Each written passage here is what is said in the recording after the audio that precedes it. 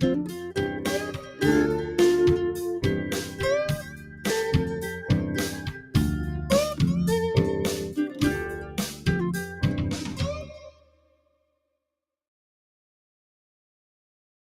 is best in life? To crush your enemies, see them driven before you, and to hear the lamentation of their women. Excuse me while I whip this out.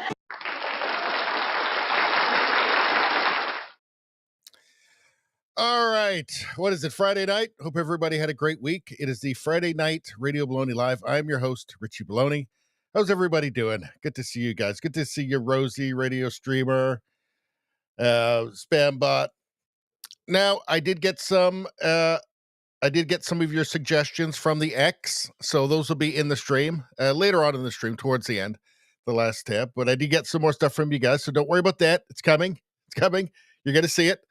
I'm very excited to show it because there's some very good stuff in there. So what's going on now? So it's Friday. It's Friday night. Everybody had a good week, I trust. Like the stream. Everybody like the stream immediately. It's extremely important.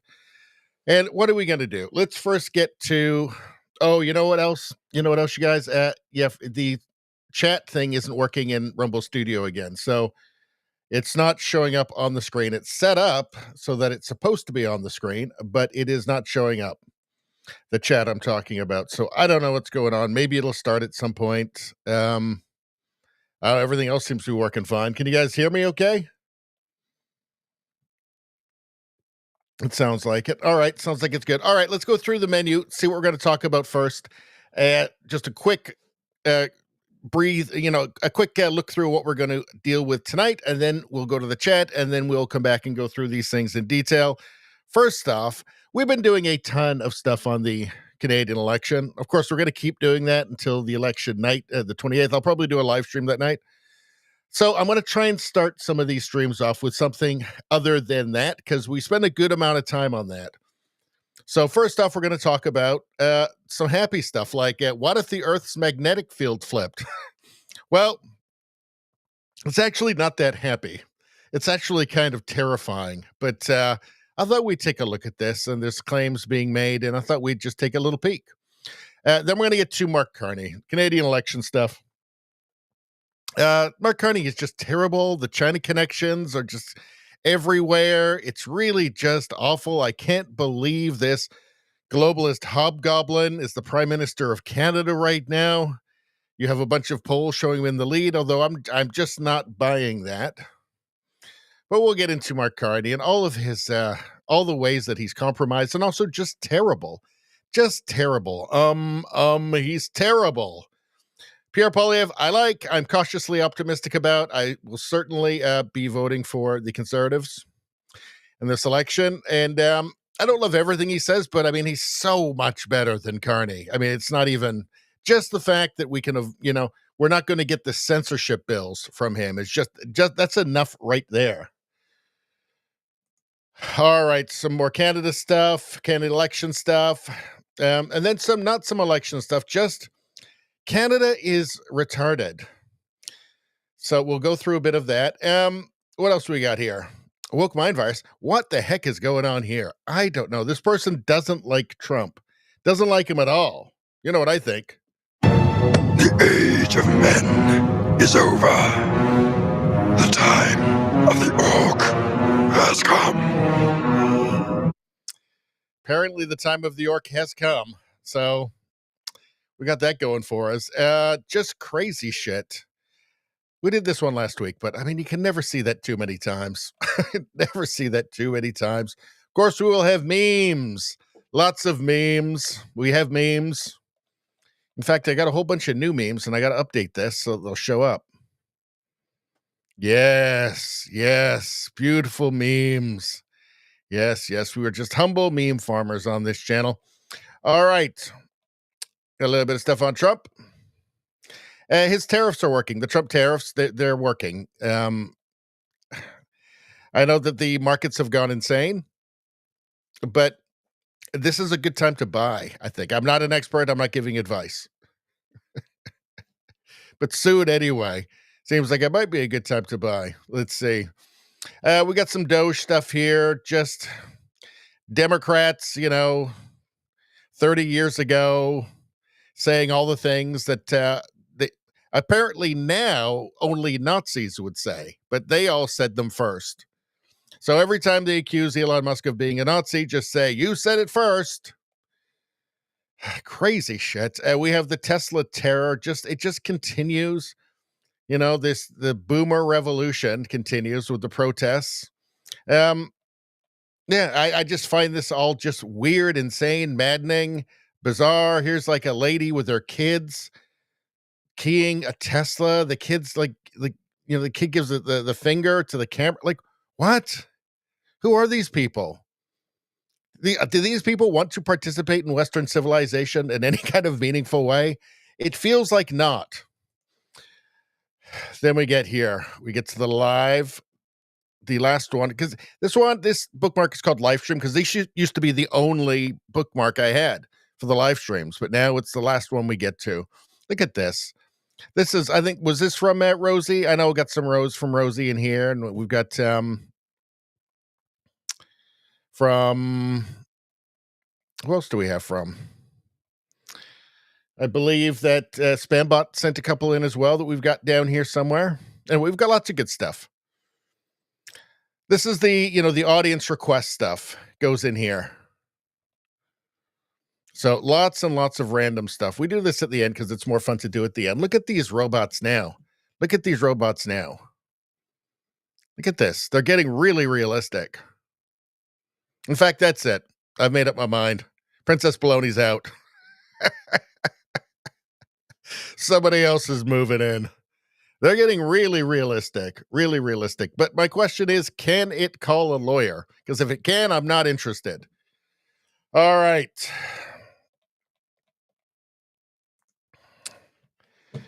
Let's get to the chat. Well, it looks like the YouTube chat does work, but you know what? If we can't have everybody on it, we're not going to have a chat up. Because we have to have everybody in. All right, we'll see. Maybe it'll kick in. It kicked in the last stream. It didn't kick in until like about the last half hour, the chat. But if it does, then I'll stick that up on the I like it better when it's on the screen. But it's better to not have anything than just like one comment stuck there for like the whole time. So, all right. Did I get your DMs early? Yes, I did. I did. And we'll be taking a look at those. Good stuff. Looks like Radio Streamer got the second like. Well, you know what that means. When you get the first like, that's double good karma for you. I mean, of course, every like or subscribing to the channel, following the channel, that gets you, of course, a really good dose of good karma. But the first one is special. So that means you get a double dose. And really, like every dose is like at least 1.5 doses of good karma. So really, the first one would be really like 3, really. But we just say 2, double, so 2. So 2 good karmas, which you can really use in these troubled times. I'm telling you right now. What else we got going on? Let's see. Spambot got the first.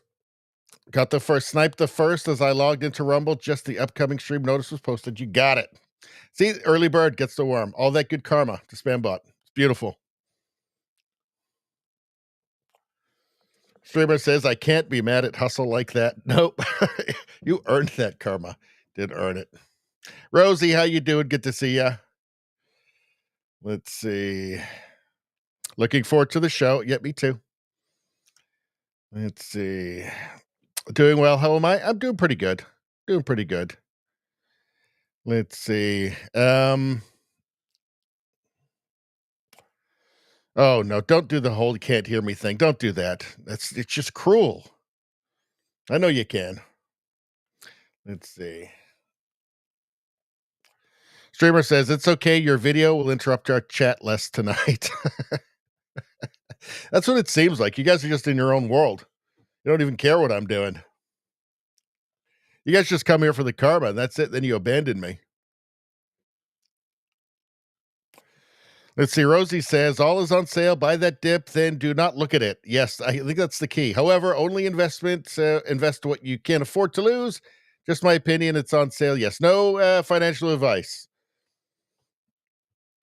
Let's see. Love that dog train. The dog train is fantastic.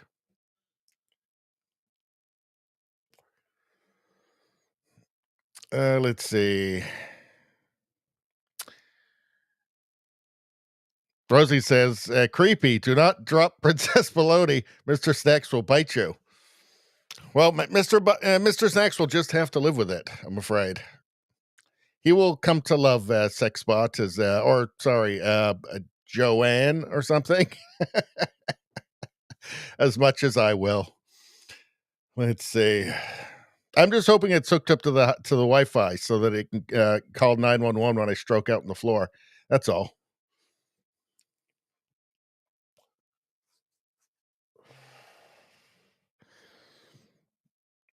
Let's see.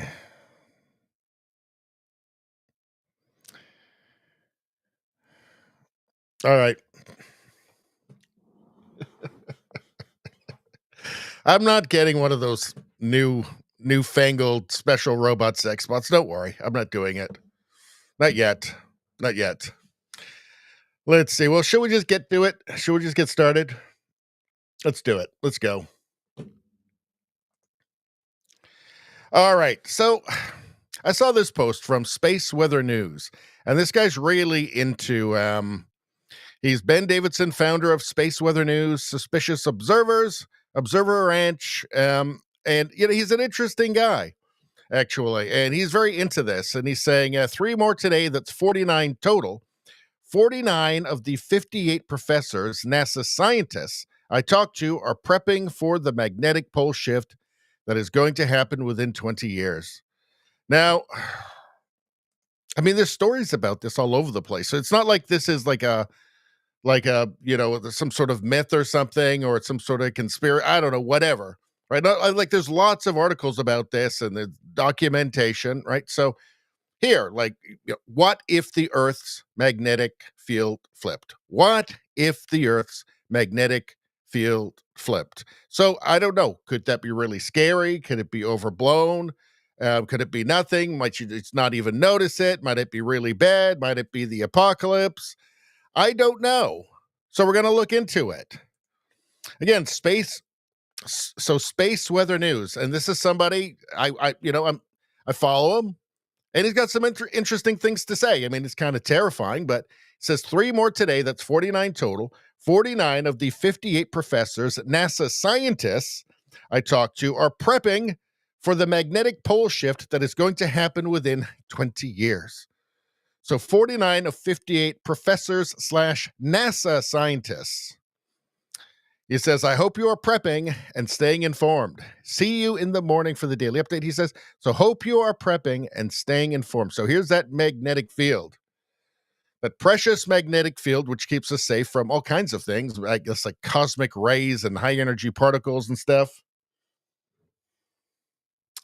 But apparently there's a shift coming. I better have some rant juice. All right. Oh, Eve's got first like on YouTube and X. Very well. That's 4. Good karma. Nice. All right. So this sounds pretty serious, right? So let's take a look at what is this all about? And there's lots of articles about this, and it's from like science channels and stuff. So it's a real thing. Key takeaways. Earth's magnetic field has flipped about 170 times in the last 100 million years, with the last major reversal happening 780,000 years ago. Now, my understanding is it averages out about once every 500,000 years, so we're kind of overdue. A magnetic field flip involving the north and south poles reversing. A magnetic field flip involving the north and south poles reversing doesn't happen overnight, but gradually over centuries to thousands of years. While a flipped magnetic field could pose challenges for migratory animals and increase exposure to radiation, there is no evidence that past flips caused mass extinctions or catastrophic events. So I guess we can just stop worrying, right? I guess we don't have to worry. What else does it say? The magnetic field does more than provide compasses a reference point. It shields us from the full impact of the solar wind. Charged particles emitted from the sun that would otherwise bombard us with ultraviolet radiation. So that doesn't sound very good if we get bombarded with that. What else have we got? So the flip doesn't happen overnight. Instead, it takes anywhere from a century to 20,000 years to complete. And it's accompanied by a decline in the strength of the magnetic field. That magnetic field that's shielding us from, solar radiation and, super energized particles and solar rays and all of that kind of stuff. Based on measurements that began in the mid-1800s, we're in the midst of one such weakening right now. And in 2014, data from the European Space Agency satellites revealed that the magnetic field loses 5% of its strength with every passing decade. So it is weakening. This is real science.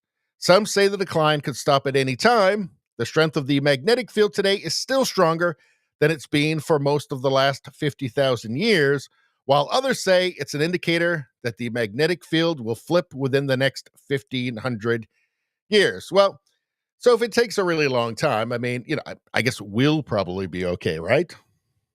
That said, a reversal of the poles probably doesn't necessarily. Well, hold on a second. They're saying, not to worry about it too much, but it says, that said, a reversal of the poles probably doesn't necessarily spell certain doom for humanity. There's no reason that past flips of the magnetic field caused mass extinctions or other catastrophes. You'll definitely need a new compass, though, but I don't know, it doesn't sound that confident. A reversal of the poles probably doesn't necessarily spell certain doom for humanity. Feels like they're kind of trying a little bit hard there, right?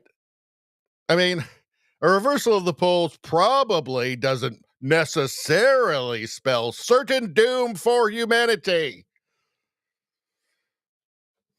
I feel like they know more than they're saying. A flip in Earth's magnetic field could significantly disrupt daily technology usage. Smartphones, GPS systems, and other devices rely on the magnetic field for navigation and orientation. With the field weakening and eventually reversing, these devices might experience errors in positioning and navigation. Well, that doesn't sound too bad, right? Because apparently it's actually way worse. Here's something from powered by Northrop Grumman. Will geomagnetic pole reversal effects cause a worldwide blackout? Now it starts to get more interesting, doesn't it? A reversal could destroy wireless devices and electric grids. So that would be bad because we need those things. Renowned science journalist Alana Mitchell's book, The Spinning Magnet, revealed that the next time Earth's magnetic field flips, it could seriously damage the electric infrastructure that defines our modern civilization. So it's starting to sound like more of a deal, right? Scientific American noted that in the past 200 million years, reversals have taken place approximately every 500,000 years. The last reversal happened around 780,000 years ago, so we're due for a flip. But again, I want to remind you, it's not like it's going to happen overnight. At least we don't think so, or these people don't think so. Mitchell warns that a reversal could destroy anything electronic, including home appliances, satellites, wireless devices, and the electric grids that make all these items work. And that would include those fancy new sex robots, too, I'm guessing. Let's see. In an essay on undark.org, Mitchell wrote, "We have blithely built our civilization's critical infrastructure during a time when the planet's magnetic field was relatively strong, not accounting for the fields bent for anarchy. So, nature, we can't really control it. It's more powerful than us, a lot more powerful, beyond our control, I guess it's saying, because the magnetic field is created by all that, molten metal inside of the Earth that's churning around, and that creates it. And there's not really anything we can do. It's just going to do what it wants.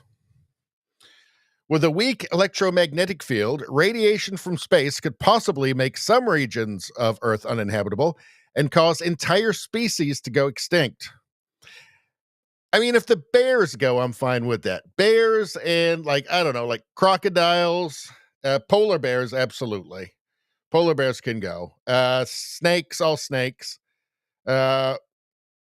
Spiders, I guess, but I don't know. I mean, yeah, the spiders too. So, I'd be fine with a bunch of them going extinct, but they can't all go extinct because then we would too. But first, according to Mitchell, we would have problems with sensitive orbiting satellites, which control electric grids and could cause a domino run of blackouts that could last for decades. Decades. Well, I asked Grok what would happen if we lost the power grid for a year, and I think you're going to be horrified when we get to that part. Let's see. So what's going on? What's this one? So this is from Practical Engineering. How long would a society last during a total grid collapse? This could happen. So I'm going to ease you in here. I'm going to ease you into the apocalypse. So I'll read this, which doesn't sound that bad. And then we're going to go full, horror apocalypse. So flash forward to a week after the start of the blackouts, and any fun from the change of pace is long gone. Would it have been fun at all? What a weird thing to write. You still keep your cell phone battery charged from your car, but you rarely get a signal and phone calls almost never connect. Plus, your car's almost out of gasoline and the fuel at filling stations has long been sent to backup generators at critical facilities. You are almost certainly running low on food and water after a week. Even if you've been able to share or barter with neighbors or visit one of the rare stores that was willing to open their doors and accept cash. The stores would all have been looted by then. Within a couple of days, the stores will all be looted. By now, only the most prioritized facilities like hospitals and radio stations, plus those with solar or wind charging systems, still have a functioning backup power supply. Everything else is just dead. And now you truly get a sense of how complex and interconnected our systems of infrastructure are, because there's almost nothing that can frustrate the process of restoring power than a lack of power itself. So you could read into this things are going to be very bad after 1 week. I personally think things will be very bad after a few days, depending on where you are. If you're in LA or New York, the grid goes down, 10 minutes later, somebody's eating you. Now, I asked Grok to tell us what would happen exactly, to list, what was likely to be the sequence of events if the grid went down for a year. It said, here's a detailed timeline in point form outlining the consequences of a prolonged power grid collapse lasting at least 1 year in North America. This assumes a total widespread failure with no significant restoration efforts succeeding within that time frame. The scenario is grim, as such an event would unravel modern civilization's reliance on electricity. It's something we really take for granted, and just kind of blithely unaware of the fact that civilization is on a knife's edge all the time. I mean, just a giant solar flare could knock out the power grid, right? If there's a big enough one. And we're just blithely unaware. Civilization is on a razor's edge all the time. There are lots of enemies of civilization. There are communists, right? There's terrorists. There's I'm sure what happened? When are we going to see the first bioterror attack? I mean, the first, you know what I mean? The first solar flare, or just a giant if there was a 20-mile asteroid that they realized was heading for Earth and they discovered it 6 months before, there's nothing really we could do about it. You just get somewhere safe. Get into one of those mountain redoubts, or something. But anyway, here we are. Day 1 to 3, immediate chaos. Power shuts off across cities, suburbs, and rural areas. Lights go dark. Heating, cooling systems fail, and communication networks, cell towers, internet begin to collapse as backup generators run out of fuel. This is day 1 to 3. Hospitals switch to emergency generators, but fuel shortages loom. Elective surgeries stop, and critical patients face risks as equipment fails. Grocery stores see panic buying. Perishable food spoils without refrigeration, and supply chains halt as trucks can't refuel or navigate without traffic systems. Water treatment plants and pumping stations fail, cutting off clean water in urban areas. Sewage systems back up, spilling waste into streets. Gas stations close as pumps stop working. Those with manual pumps are overwhelmed or looted. Yeah, so within 3 days, if you're in a city, if you're in Chicago, if you're in Toronto, if you're in New York, San Francisco, wherever, within 3 days, society's over. Like, civilization is over, right? It's every man for himself. It's just, it's anarchy at that point. Within 3 days. Week one. Survival mode kicks in. Urban populations face mass starvation risks as food stocks dwindle.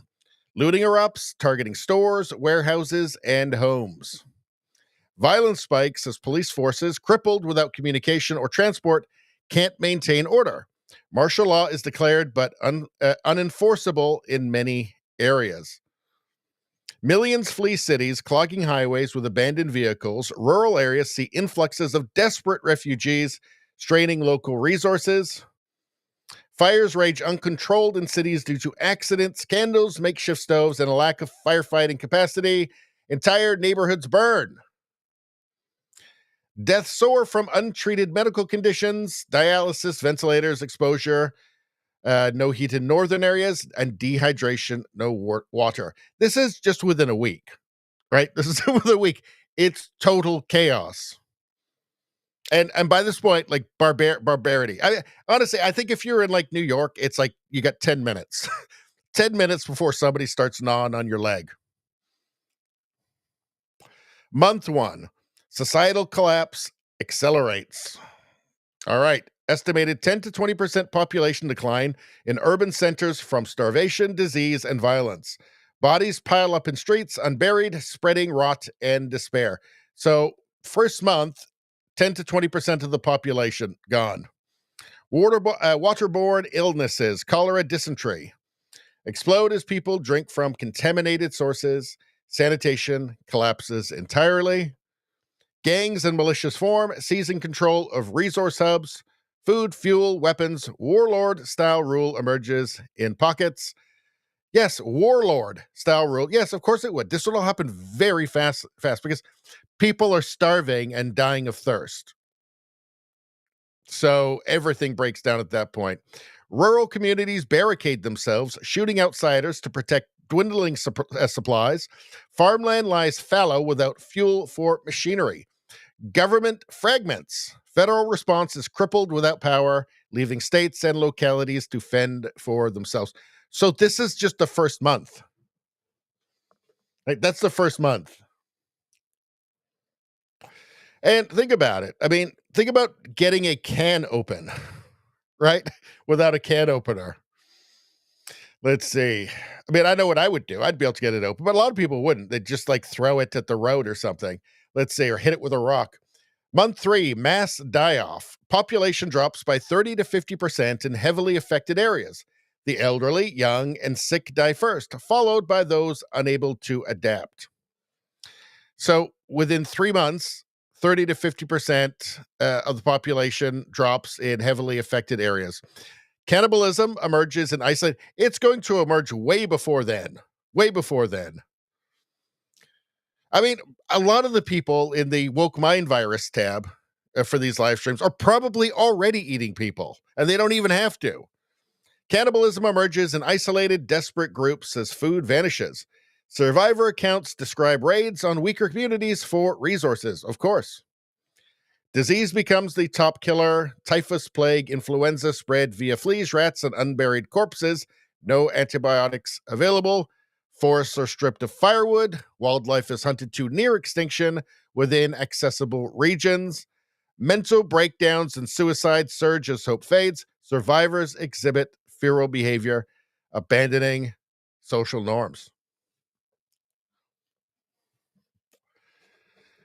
So that's all pretty scary. Month 6, a new dark age. And this is just for whatever reason, the power grid goes down for a year. It's crazy, really, isn't it? I mean, this is what would actually happen. Like, there's nothing else that could happen. Like, you wouldn't be able to get food. Everything would stop working. You wouldn't be able to get water. Just everything would stop. Let's see. Unless everything's run by windmills, I guess.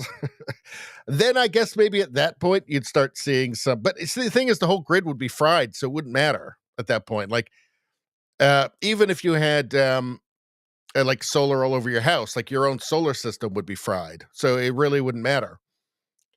Let's see. Month 6, new dark age. Surviving population stabilizes at 20 to 40% of pre-collapse levels. 20 to 40%. That's by month 6. Clustered in small, defensible rural enclaves or nomadic bands. So you'd have to be way out the fuck in the middle of nowhere. And you'd have to have a group. If you were by yourself, if you were alone, you'd be totally screwed. So you'd need to be out in the middle of nowhere, somewhere hard to get to, and you'd need a real community that could defend itself. Because people are coming for whatever you got. Cities are ghost towns overrun by scavengers and wildlife. Skyscrapers crumble from neglect and fires. Streets flood with sewage and debris. But isn't that kind of what they're like now, except for the ghost town part? Let's see. Trade reverts to barter. Bullets, canned foods, and clean water become currency. Knowledge of pre-collapse tech fades.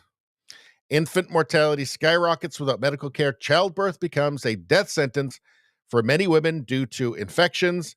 Weather extremes, winter freezes, summer heat waves cull more survivors without shelter or climate control. So, after year 1, population may be down to 10 to 20% of original numbers. And that actually just sounds pretty real. I mean, look, if all of a sudden nobody can get food and you can't, cars aren't going to work, nothing's going to work. Yeah, I mean, that is what would happen. Like, I don't know how to farm. Do you? And farming isn't going to work because farming is going to be much less efficient because you're not going to have the machinery.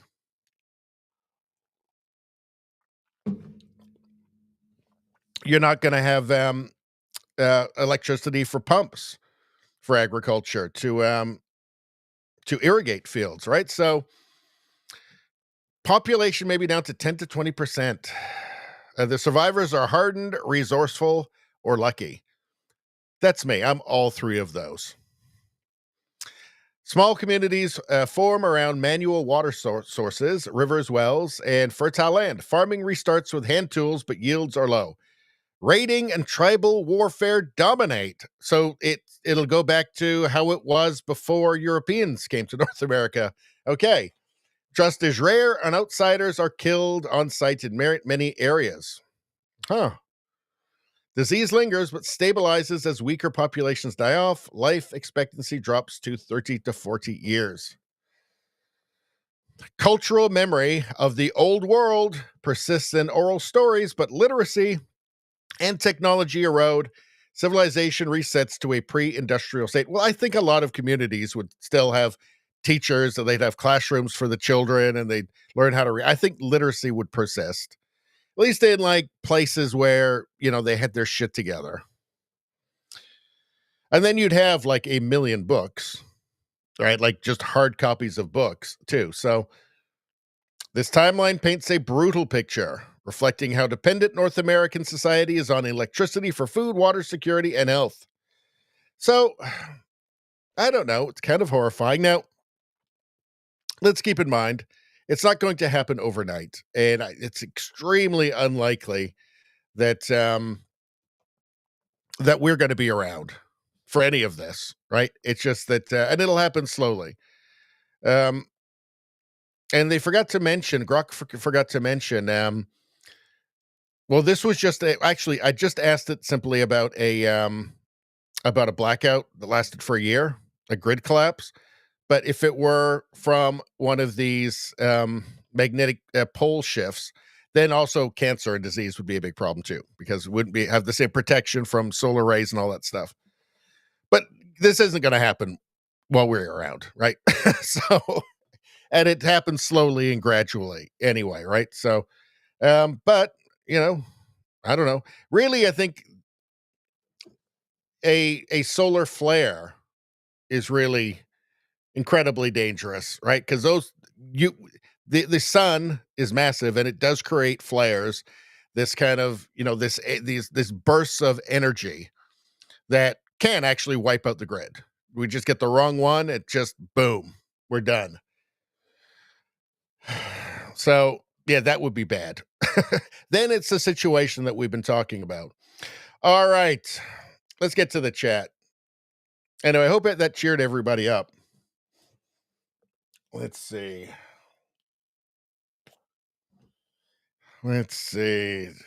Everybody didn't run away from the horror story. Good.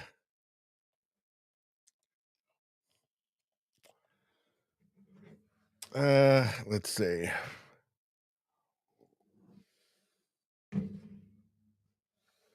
Okay, there's lots going on. You guys are interested in this magnetic polar shift. All right.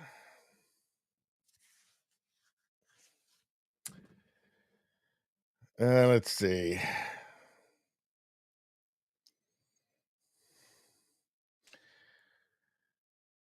Spambot says TFM turd flinging monkey promotes waifu life. Shudder. Waifu, is that the sex bots? Is that what they are? Is that what they call them? Waifus? Definitely creepy, Rosie saying. I don't know. Is it really a life though? That's the thing. I mean, it's just an object at the end of the day.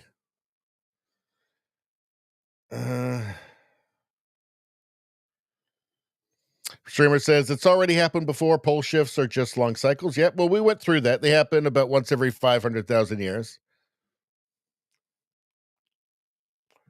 Rosie says, when the shift happens, will all my magnets fall off the refrigerator? I don't know. Probably. Well, that's how you'll know it happened. Let's see. Streamer's saying, no, Rosie, your kids' pictures and recipe cards are safe. Yeah, I guess it wouldn't. It would just reverse it's the Earth. I don't know what the hell. All I know is that it could be bad. Let's see. Spambot says, when the magnetic field destabilizes the Earth's atmosphere, will puff out a bit more, and it will deorbit low satellites faster as a result. Well, that's interesting.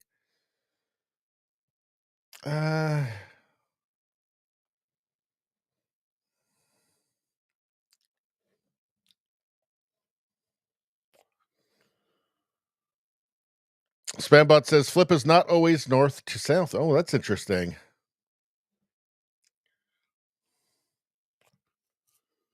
Let's see. Streamer says that's only if Carrington event level electromagnetic changes happen like during a massive solar flare. That being said, during the weakening of the field, it's possible even small magnetic storms could. Well, I guess that's the thing, right? Because the magnetic field protects us from solar flares. So if it weakens a lot, and it is apparently 5% a decade, those solar flares become more powerful and they're more effective. And yeah, it's the solar flares that actually could overload the grid and wipe it out.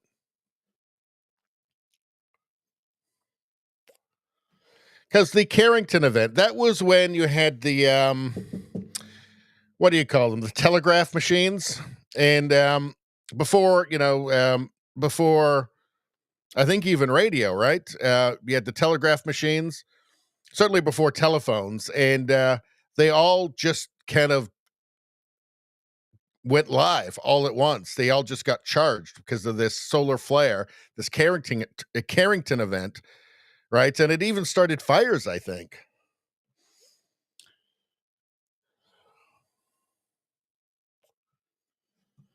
Rosie says the worst part will be at 90 days when people run out of meds. America undrugged, big change. Yeah, people would have eaten, they will have eaten the drugs just to eat something by that point. Let's see. I know, Rosie. That's why I said the first bioterror. uh, the first in quote marks, right? I'm doing that with my fingers right now. The first one. Let's see. Paper maps are gone. There must be one jammed under the seat of my car somewhere.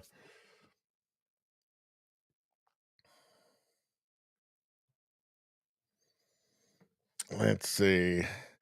Streamer says you can still buy very good paper maps for a fair price, worth it no matter. It's not a bad idea to have them. Rosie said, "So glad I tuned in. So edifying."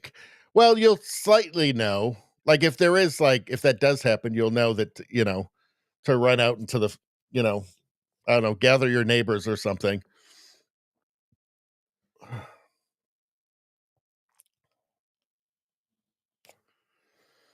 Spambot says, I predict feminists will go in the first month. Well, they will stop being feminists in the first month. Guaranteed. Straight back to a factory reset for all the feminists when the shit really hits the fan. Yeah, Spambot says, the surviving ones embrace brutal men to provide for them. They will just instinctively be drawn to that.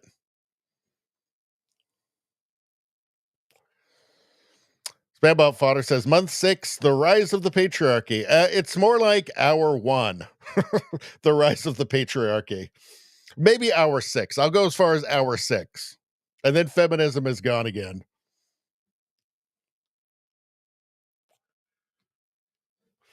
Uh-oh. Rosie says, kind of funny. MHJ just texted me and said her electricity is out. Ooh, that's spooky. Are you a prophet, Richie? If so, please let's use your power on the stock market or something. Well, I don't know. It may not be a total grid collapse. It might not be. I guess we'll have to see. We'll see if we make it through the stream.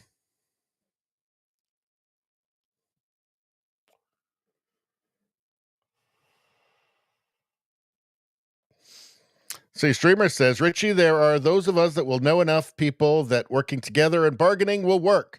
There is a town near me with their own fuel supply and fields for crops and wells. Gonna have to defend that.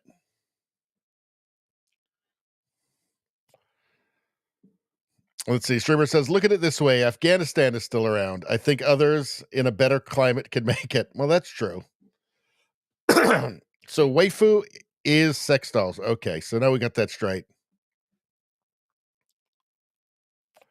Streamer says the wires burned from the load. Wires literally caught fire. Yeah, so the Carrington event. There was that huge solar flare. Rosie says, I am glad I tuned in. The topic is important. It is, actually. It is.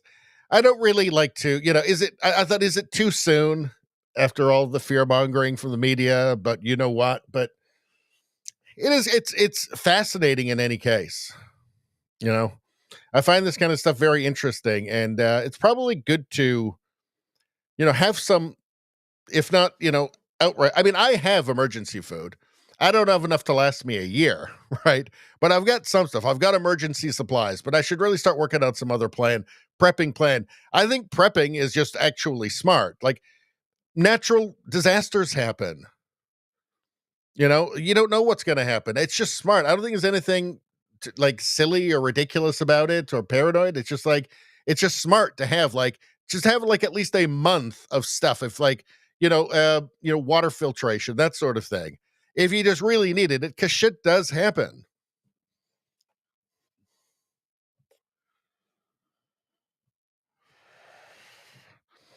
Let's see. Chili and Trevor says, so we have the liberals and this. Great. All right. Well, let's move on. Let's see. From Dean Scorico. Mark Carney was meeting with the Chinese government over a Brookfield business deal just 2 months ahead of running as Liberal leader. Do you know, if the media decided to really go heavy on this stuff, the way they would if it was Pierre Poilievre, say, he just would have no chance. Nobody would vote for him because if they framed it the same way, if they would frame it around any conservative, right? But they don't. I mean, this stuff should all just be just totally disqualifying, right? We know that the Chinese government interfered in the Liberal leadership race itself. I mean, forget about the 2019 election, the 2021 election. In the Liberal leadership election for Mark Carney, they interfered in that against Chrystia Freeland, who was obviously his main competitor. I mean, it couldn't be any more plain, could it? It couldn't be any more obvious. Let's see. So what's this? Foreign Affairs Office, Hong Kong and Macau Affairs Office, People's Government of Beijing, Municipality, Yin Yang meets with chair of Brookfield Asset Management and vice chairman of BlackRock, respectively. So Mark Carney's there. He's got these, he's very, very friendly with them. Seems to be quite a fan of maybe the whole Chinese system of government, really. Mark Carney discusses investment in China on China Central Television during meetings in Beijing on March 25th, 2024. So this is just last year. In China right now is running at the same rate as fossil fuel investment around the world in total. China is building a more resilient economy. We all know the world faces shocks. We need to be strong in resilience, and part of the way we do that is through the international cooperation that this forum is going to help advance. In China. So if you wonder why Carney would be so reckless as to make statements about the relationship with Canada and the U.S. is over and we've got to go other places, well, here you go, right? We know that Mark Carney was with Brookfield till right before he ran for Liberal leadership. We know that he's got, about $10 million in DSUs, deferred share units. So what he does as prime minister affects his future wealth as regarding Brookfield, which he is still entangled with financially. Brookfield took a $250 million loan from a Chinese bank. It seems like the fate of Brookfield is very connected to Mark Carney, to his future, and also Brookfield's relationship to China is very connected to his future, and seems like his connections to China and relationship to China are very important for his future financial gain, and Canada's relationship with China is very important for his future financial gain. Aside from the fact that it just all feels very globalist, does it not? All of this, the relationship with the United States is over. We'll just move that 75% of our exports across like oceans and stuff, because that makes sense. And let's be friends with China, who just put 100% tariffs on Canadian canola and other agricultural products, and also seafood. This cannot be what Canadians want. It just cannot be. Trudeau didn't lead on climate. He followed. I've been saying this for a long time, is that Justin Trudeau was tutored by Mark Carney. Mark Carney was Justin Trudeau's advisor since 2020. It was announced in all the media. I believe he was counseling Trudeau well before then. It was Mark Carney that was pulling the strings of this guy who doesn't have brain cells to rub together. Think he came up with anything himself? Do you think he came up with I bet you it was Mark Carney who told him to get in front of a camera and say, you'll have to forgive me if I don't think about monetary policy. And then with that shit-eating grin on his face. Every idiotic thing that this man did, Justin Trudeau, I believe Mark Carney was behind it. Because when you take a look at his book and then you look at literally everything he has said for the last decade and a half, it's exactly the Trudeau liberals. It's exactly Trudeau liberal policies. He's the one He's the one responsible for it. He's the one behind it all. He was the man behind the curtain. Justin Trudeau followed radical climate policies. Mark Carney was the architect of them. What do we have here? From Andrew Scheer, move over Marie Antoinette. So let's take a look. Here's another example of Mark Carney calls himself an elitist globalist. He really does. I've showed it to you guys a million times. He calls himself an elitist globalist because that's exactly what Canada needs. And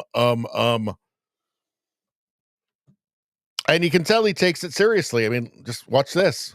Est-ce que vous en achetez encore des produits américains? Est-ce que vous achetez des fraises des États-Unis? Vous envoyez fraises des États-Unis? Hein? OK. Je dois vous donner une réponse bizarre, dans un sens bizarre, parce que étant Premier ministre, je n'achète plus des fraises et tout cela. Quelqu'un le fait. Est-ce que vous en achetez encore des produits américains? So asking if he still buys American products, and he says, well, as Prime Minister, I no longer buy groceries, essentially. He says, as Prime Minister, I don't buy those things. He hasn't bought those things. When's the last time he bought those things?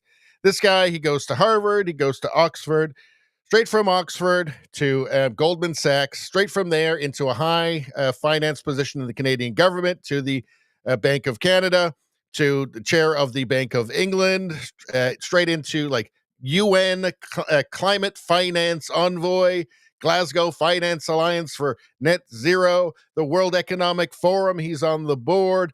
Straight from there to the giant asset manager Brookfield. Okay, this is a very wealthy man who very early got into the right channels and had all the right ideas, all the right opinions, or he learned what the right opinions were. And he has not been around normal people in decades. He's been very wealthy for a long time now. And if you're wondering why he seems so deeply uncomfortable around working people, it's because he's never been around them. Never. This guy's never been on a construction site, right? He's a lifelong pseudo-intellectual economist, globalist, right? I'm going to guess that it's been a decade since he bought groceries. And I'm guessing the walking corpse that he's married to hasn't bought groceries in a decade either. Let's see. Let's keep going. I'm on a roll. Let's see. Lori Goldstein. Come on, people. Mark J. Carney 5 months ago. Yin Yang. Yin Yang. It's a beautiful name. Meets with chair of Brookfield Asset Management. Carney highlighted Brookfield's keen interest in seizing development opportunities in China, further expanding its business in Beijing and deepening cooperation with relevant partners in such areas as green finance. Did nobody tell this man that they've been constantly interfering in Canada and with our elections?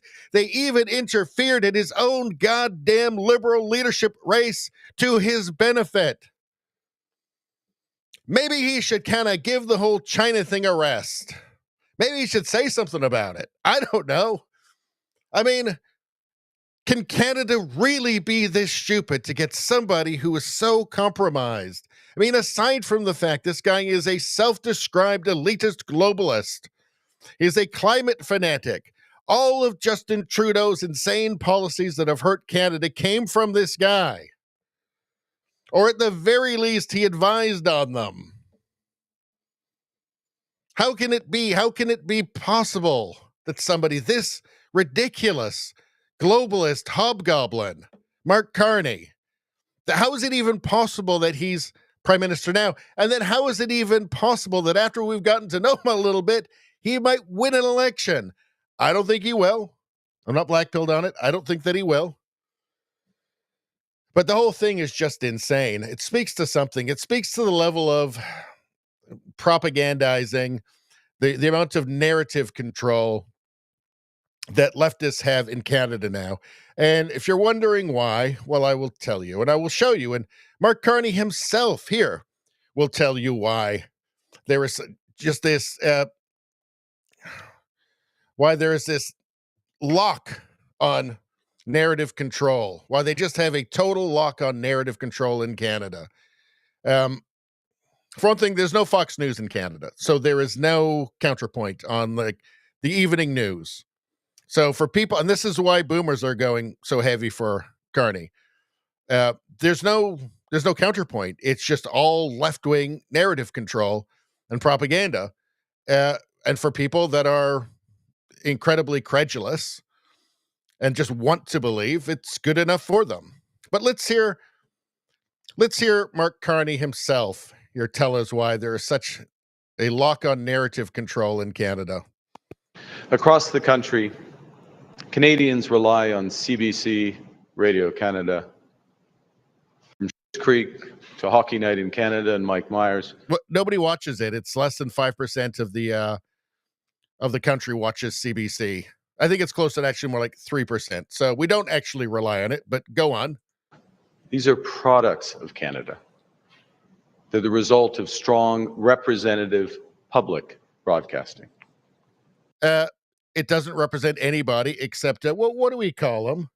Small fringe minority. Yeah, it doesn't. It's supposed to represent all Canadians and all points of view. It doesn't. It represents a small, fringe, progressive minority of the country. Let's continue. CBC Radio Canada is especially vital for Canadians in rural and remote areas where it's often their only source of local information. Well, why don't we get them at some of Elon's Skylink? Is it called Skylink? What's it called? I think it's called a Starlink. Is it Starlink? Why don't we just get that for them? It's cheaper, like way cheaper. Just get one of those for all of them, and it'll be better than having to pay $1.4 billion a year to the CBC.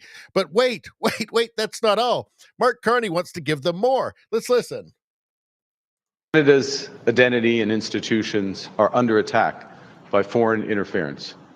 You know, they're under attack by you.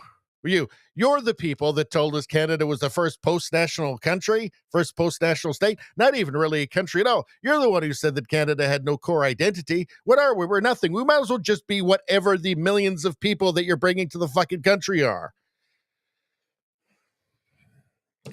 I just don't like these lying globalists. And instead of defending them, Pierre Poilievre is following President Trump's lead and taking aim at our institutions like CBC, Radio Canada. That's because they're propaganda institutions that just serve your party and you personally. That's why. Pierre Poilievre pretends that you can keep one, but not the other. But he's not Solomon. You can't split this baby. Talking about you can't split CBC and Radio Canada, which is the French one. If for one thing, it's not a baby. And why can't you? Of course you can. Pierre said that they'd keep the French one. Defund the CBC. You're not Solomon. You can't split that baby. Well, it's not a baby. And of course you can. You could just defund it and then it's done, right? Then it can either sink or swim. Of course it's going to sink because it's useless and nobody watches it and it's pointless. Well, let's continue. His attack on CBC is an attack directly on Radio Canada. And it is an attack. See, he's trying to trick French voters into voting for him after his many mistakes and frankly, just insults towards French Canadians. On our Canadian identity. You're the ones who said we didn't have an identity. Globalists, God damn it. If elected, my government will take action to enshrine and protect and strengthen CBC Radio Canada for generations to come. We will modernize the mandate of our public broadcaster.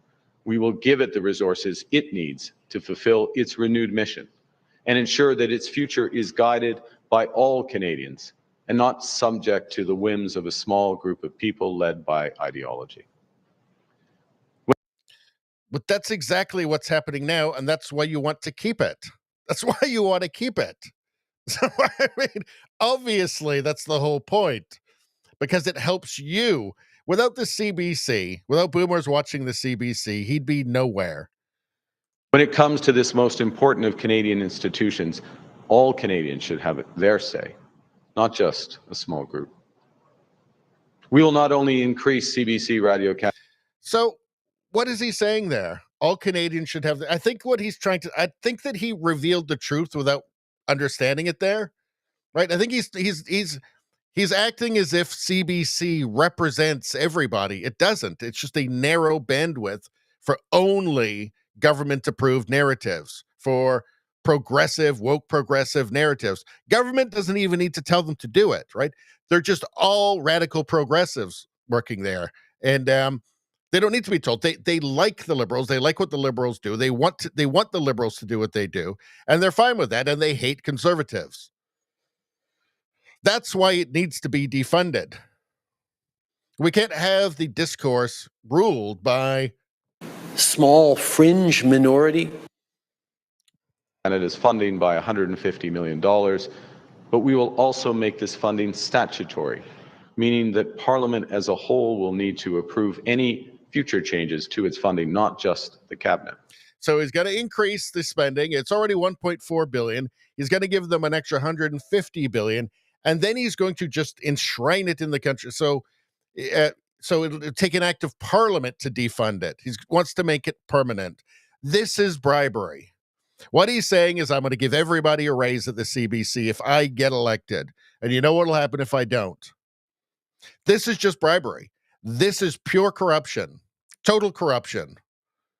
It's just this bullshit lie that the CBC represents everybody, and that's why it's important. It represents the Canadian identity that we were just told 15 minutes ago it doesn't exist anyway. This is bribery. This is outright corruption here. This is get me elected, and you're all going to get a raise. Or at least the important people at the CBC, the people that he thinks are important at the CBC are going to get a raise. By strengthening our public broadcaster, we're protecting our identity and our culture and helping it to shine around the world. We're making... Nobody watches it because it's garbage, because it's propaganda, and everybody can smell it from a mile away. I don't know. I mean, you see stuff like this. I mean, it's so obvious, isn't it? It's so obvious what this is about. You know, the polls are actually starting to tighten. The polls are actually starting to tighten a little bit. So maybe that's what prompted this. I wonder if what their internal polls are saying might have a little bit to do with this, just to remind the CBC. Because, I mean, there have been a lot of questions. He's got a lot of gaffes. There's a lot of, obviously, questions around China. There's a lot of questions about what's in that blind trust. Right? There's a lot of questions about tax havens like Bermuda. Right? So maybe this is a little way to say, look, before this gets crazy, just don't forget, I'm going to give you guys a raise, right? You know that, right?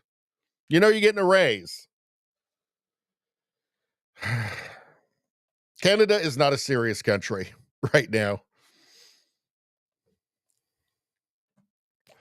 Oh, yeah. So an organization Carney founded and co-chaired is now being investigated by the U.S. House Judiciary Committee for allegedly violating antitrust laws by pressuring companies to adopt net zero goals. Yes, this is the GFANZ. Glasgow Financial Alliance for Net Zero.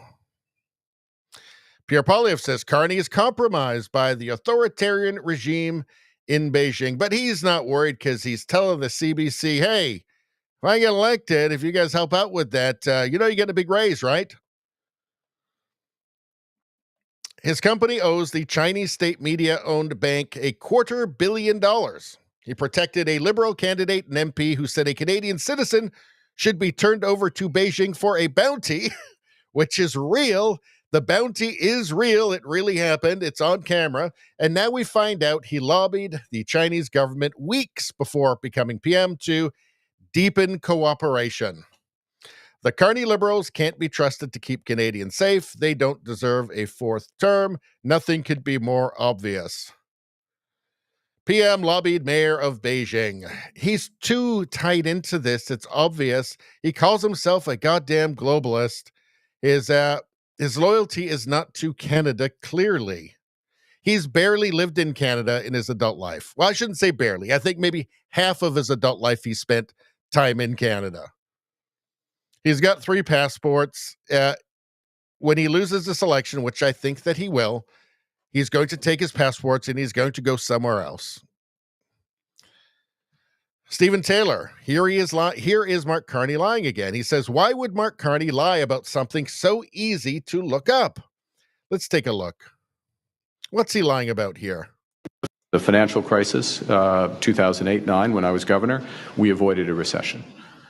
We're now in recession with GDP projected to fall by 1.2% this year. The financial crisis, 2000. He just keeps lying. And he also said that it was him that guided Canada through, as the head of the Bank of Canada, that guided Canada through that period. And everybody involved has come out and said, no, it wasn't him. He just did what he was told. With Jim Flaherty and Stephen Harper.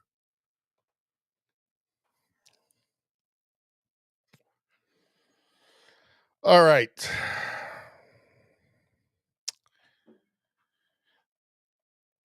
So I think that's enough for this tab.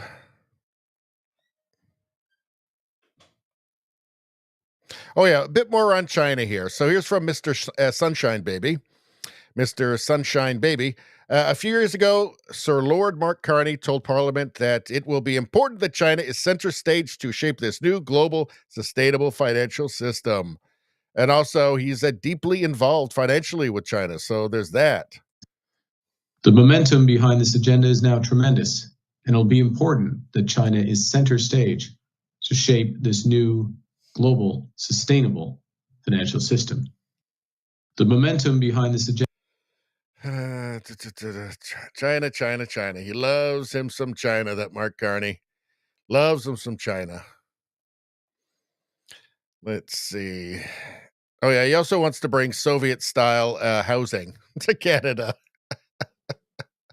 All right, but we covered that last time. All right, let's take a look at the chat. Let's get to the chat.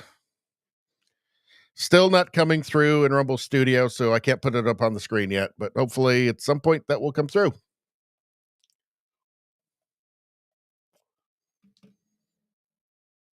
Let's see.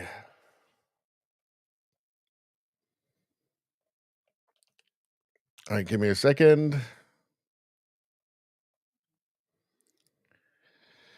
Drama says Mark Carney, Marks Carney, can't even say sacre bleu right in French.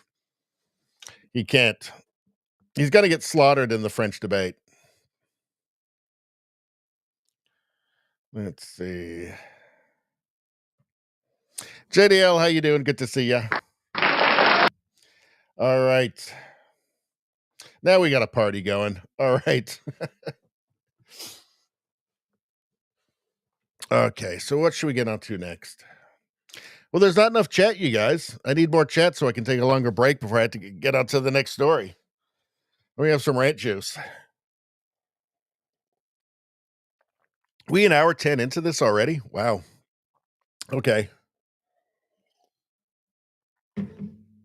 That means that YouTube has got to go at this point. So we start out on Rumble, YouTube, X, and local simultaneously. We start out on all 4. We start the stream, and then we cut off YouTube about an hour in for just obvious censorship reasons. So it's just easier this way. So if you're watching on YouTube right now, come join us over on Rumble. It's way more fun. The chat's nice and busy, and you'll have a good time. Everybody's super friendly. Come over here now. If not, well, I guess I'll see you on Sunday. But good night. Thanks for watching, and hope to see you on Rumble.